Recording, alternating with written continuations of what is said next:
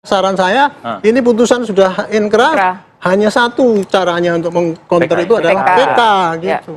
Trisna Murty selaku kuasa hukum dari Sekatatal akan menghadirkan 8 orang saksi dalam sidang lanjutan peninjauan kembali Sekatatal yang akan digelar pada tanggal 30 jam 10 waktu Indonesia Barat.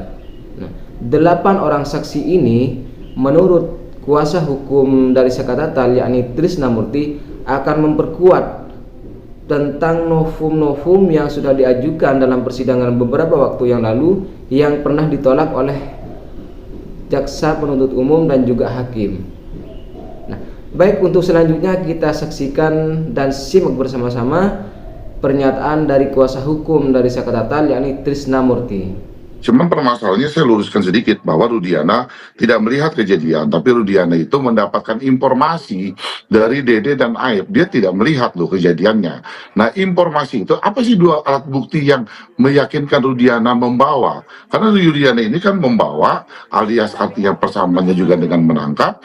Lalu orang itu dibawa digiring ke Polres, dia diinterogasi. Pada saat jam 2 loh, mereka dibawa jam 2 siang. Lalu Rudiana itu membuka laporan polisinya jam 17.00. Kemudian Rudiana akan di BAP-nya itu sekitar 18.30. Artinya 2 alat bukti apa yang meyakinkan bahwa orang-orang ditangkap?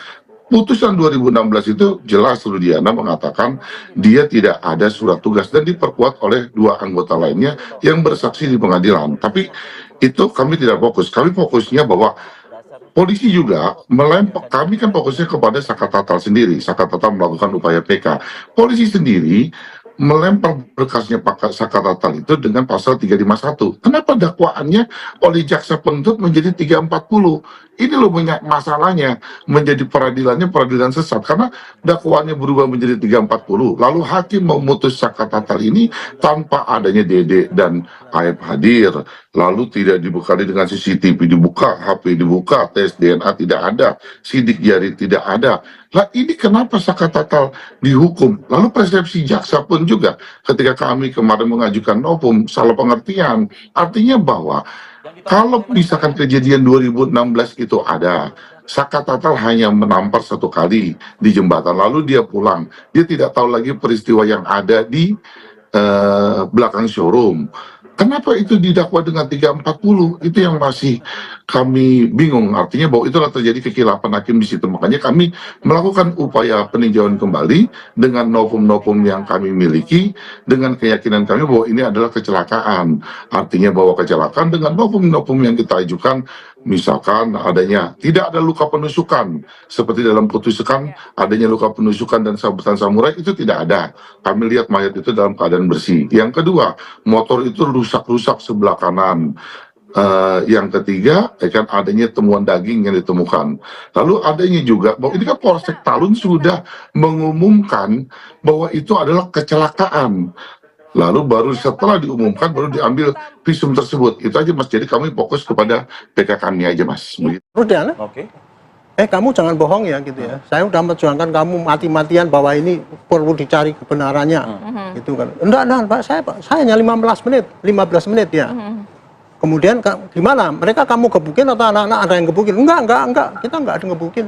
Cuma 15 menit kemudian kita dari keterangan itu kemudian saya langsung lapor ke Polresta. Saya bikin LP itu dan gitu. Setelah itu saya udah enggak masuk lagi dalam penyidikan pertanyaan, enggak ikut dia. Cuman itu peran dari Rudiana. Saya malah tak suruh, kalau saya jadi kamu ya Rud, kamu sumpah pocong di depan media. Saya dulu kelakangan gitu Pak, saya jadi deputi sengketa. Saya deputi sengketa menyelesaikan masalah ini. Kalau saya menyelesaikan masalah ini dengan cara yang subjektif, mudah-mudahan anak saya 7 turunan mati terkutuk tidak dapat rezeki. Ada sekitar 8 orang atau 7 orang yang kami hadirkan. kami kan mendengar, kami melihat bahwa Liga Akbar mengatakan dari mencabut keterangannya pada 2016 bahwa seluruhnya dia direkayasa, tidak ada kejadian malam itu. Semua itu atas daripada arahan Rudiana. Kemudian timbul lagi Dede. Dede mengatakan bahwa juga demikian, kejadian malam itu timpuk menimpuk, dia hanya diminta aib untuk ke Polres, dia disuruh mengatakan itu pun juga artian bahwa itu itu dari arahan Rudiana. Berarti ini kan rekayasa saksi palsu yang dilakukan oleh Rudiana. Ya, kebenaran itu akan kami tanyakan besok di dalam sidang. Kemudian ada saksi yang temannya sahabatnya Vina, yang terakhir kami lihat di YouTube, dia mengatakan kejadian itu Vina udah nginep 1 minggu di rumah dia, lalu Vina pinjam duit 50.000, Vina pinjam duit untuk beli alat pembalut wanita karena waktu itu dia dalam keadaan haid. Nah itu pun juga akan kami tanyakan. Jadi banyak yang kami akan tanyakan, Mas. Besok sih makin seru aja hari Selasa saksi fakta ini.